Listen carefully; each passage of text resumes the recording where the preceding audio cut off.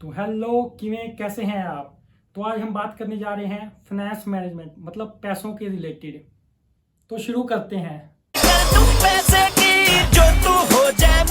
Relax, Akshay Kumar तो हम हैं नहीं जो पैसों की बारिश करने की बात करेंगे। हम पैसों को किस तरह से मैनेज करेंगे उसकी बात करने जा रहे हैं। और ये टॉपिक ना कि स्कूल और कॉलेज में सिखाया जाता। सो गाइज वीडियो को जरूर एंड तक देखना। तो शुरू करने से पहले चैनल को जरूर सब्सक्राइब करें। सो अभी आपने सुना ही होगा कैसे कोरोना वायरस के चलते कितने लोगों की जॉब चली गई, कितने लोगों का बिजनेस बंद हो गया, कितने लोग तो अपना रेंट, इवन कुछ लोगों के लिए तो अपना खाने पीने का खर्चा निकालना भी मुश्किल हो गया था।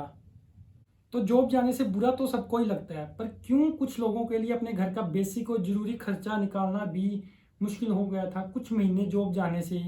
तो इसका मेन रीजन है वन सोर्स ऑफ इनकम, मतलब सिर्फ एक इनकम पे डिपेंड हो। सेकंड रीजन इंक्रीजिंग लाइबिलिटी, मतलब बढ़ता कर्ज। तो मैं क्लियरली बता दूं, हम बात ये नहीं करने जा रहे हैं कि अमीर कैसे बने, 25 दिन में पैसा डबल। एक्चुअली में हम बात करने जा रहे हैं जिससे आपको कभी भी जॉब जाने का डर नहीं होगा और आप कभी भी कर्ज में नहीं डूबेंगे। सपोज आप एक फ्रेशर हैं, तो आपकी नई नई जॉब लगी है, यंग भी होते हैं उस टाइम, तो शो ऑफ करने का भी दिल करता है।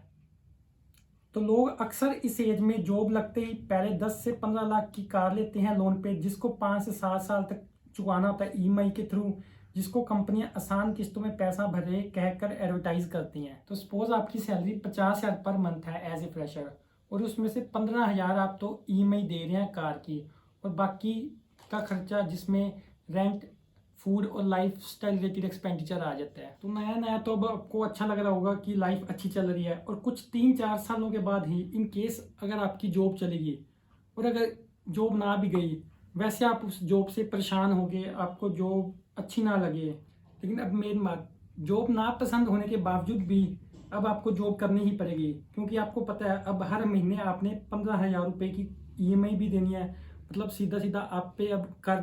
तो सपोज अब 4 साल पीछे चलते हैं, अगर उस टाइम 15,000 रुपये पर मंथ ईएमआई देने की बजाय रैदर कहीं इन्वेस्ट किए होते 8 से 9% के हिसाब से, जैसे कि रिकरिंग डिपॉजिट में, फिक्स डिपॉजिट में, पब्लिक प्रोविडेंट फंड में, और अगर एप्रिसिएशन चाहते तो इक्विटी और म्यूचुअल फंड में भी इन्वेस्ट कर सकते थे, तो वही पैसा अब 15,000 रुपये मंथ के हिसाब से। मेन चीज़ ये होनी थी, अब अगर आपके पास जॉब ना भी होती तो 15,000 रुपये जाने की बजाय अब आपको कम से कम 5,000 रुपये आ रहे होते एज ए इंटरेस्ट। तो अभी आपने समझा कैसे 4-5 साल बाद इन केस आपकी जॉब चली जाती है तो आपको लाइबिलिटी मतलब कर्ज में जीना पड़ेगा।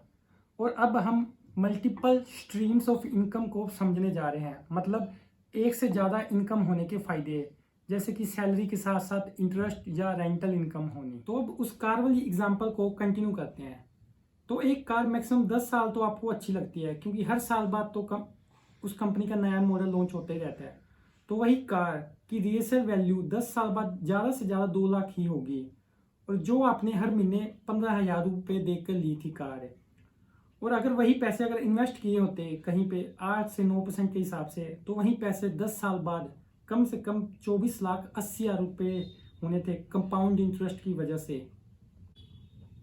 तो वही 24,80,000 रुपये पे आपको 9% के हिसाब से 2,23,200 रुपये हर साल आने लगते, और हर महीना 18,600 रुपये इंटरेस्ट के रूप में as a second source of income आ रही होती। तो आप में से कुछ ये सोच रहे होंगे कि शौक भी तो होते हैं लोगों के अक्सर। तो मैं बात बता दूं सिर्फ कि मैं इनिशियली 10 साल की बात कर रहा हूँ, ताकि आप इतना इन्वेस्ट कर पाएँ कि 10 साल बाद आप घर बैठे बैठे 20 से 30,000 रुपये as a interest second source of income कमा सकें, ताकि ना जॉब जाने का डर हो और ना ही ईएमआई का आपको बोझ सा लगे कभी भी। तो आप में से कुछ ने वॉरेन बफेट के बारे में सुना होगा, तो उन्होंने कहा था never depend on single income, make investment to create a second source of income.